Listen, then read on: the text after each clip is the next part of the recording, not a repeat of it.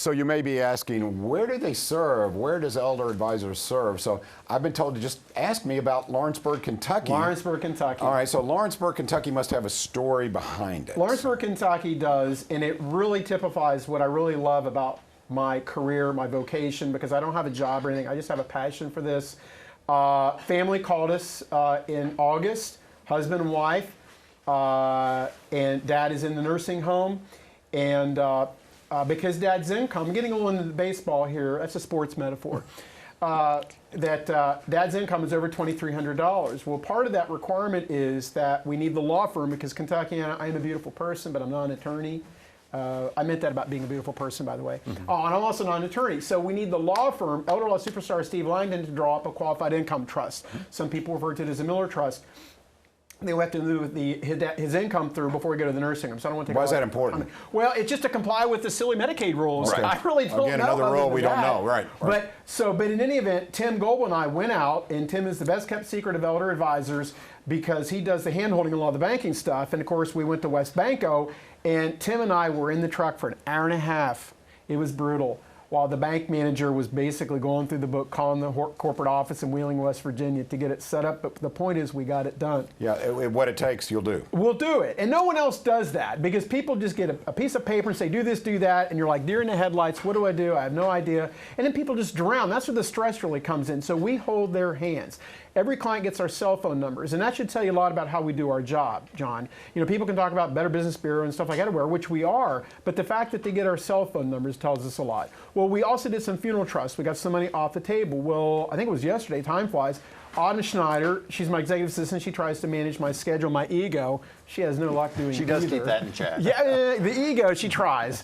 But love you, Autumn. And so in any event, we went out to exit 35, Shelbyville, at the White Castle by the Quickie Mart, dropped the tailgate down, and Leslie and her husband, Eddie, I think it was, he wanted to beat me up because he liked my truck. But we got past that because I'm a nonviolent person, because I'm a lover. Right. But we delivered the paperwork. I picked up more documents because we are going for a Kentucky Resource Assessment for September, because the attorney needs these documents. So I treat these clients like it's my money, like it's my family. I've got to get it done so I can get it to the law firm so Steve can work his magic so you don't go broke in a nursing home. But there is a lot to this. I have a theory. Oh, wait a minute, go ahead. And that's where they beat everybody else. Yes. Because they are there to, if you ask me where I was at my wedding, I don't have a clue where my marriage license is. And we run into a lot of gentlemen. You were at your wedding. That's a good start. I was there, but I don't know where my marriage license is. That's where these folks, especially Tim Goebel, will sit at the kitchen table. Yay, Tim. He is. He's fantastic. But he sits at the kitchen table with them to help them find those documents that on their own, they're never going to find. I have a theory. I think whether it be a federal or a state agency or Medicaid, they kind of want you to get frustrated and just give up. I think so. And and therefore, okay, it didn't cost me anything. Right. I just kept them on the line for a while. Right. But you guys, again, the expediting part of it, the fact that you have contacts and you have leverage and you know how the system works, talk about the advantages of that. And you can learn that, by the way, freeworkshop.com. Freeworkshop.com, Kentuckiana. Come out Monday night, 6 o'clock at the Hilton Garden Inn on Crittenden Drive, right next to Gate 4. And 10 a.m. Tuesday morning at the Hampton Inn on Broadway, just off Veterans Parkway. But, you know, at the beginning, when I meet with families, one of the first questions I ask is, do you have a power of attorney? And I hope they do, because it certainly makes life a lot better. If they don't, oftentimes we have to do a guardianship, or more importantly, I will refer them to attorneys, because I'm not an attorney, I don't do the legal part. And I was at my office, this has been some time ago, and there's an attorney out at the office, Greg Condra, I believe.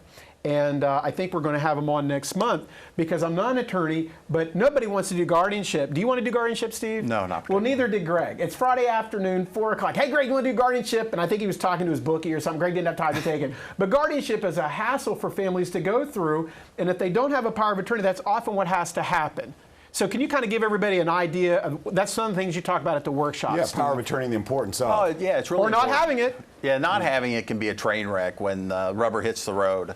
You know, when you have to be able to act for your loved one, and they are incapacitated, if you don't have that power of attorney, you oftentimes find out that the bank that loved your mom or dad, right, or the insurance company, or the stock account, any of these people that used to love everybody, mom and dad are now incapacitated. Well, all of a sudden they're not talking to, you know, the daughters and the sons. Got to have a power of attorney so that these folks will talk to us, so that we can get the ball rolling to be able to save that money. So if there's any takeaway right now, get power of attorney, but also go to freeworkshop.com and get involved and get this information.